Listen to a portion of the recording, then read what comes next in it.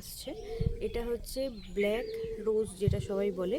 এটা আমার কাছে যেটা আছে মিনি মিনি ব্ল্যাক রোজ। তো এই গাছটাও দেখো আমার কাছে এখন 1 মাস বয়স হবে, খুব জোর। তো গাছের গ্রোথটা দেখো কতটা সুন্দর হয়েছে। যা ওই ডবল ডিলাইটের গাছটাকেও আমি যা করি, এই গাছটাকেও তাই করি।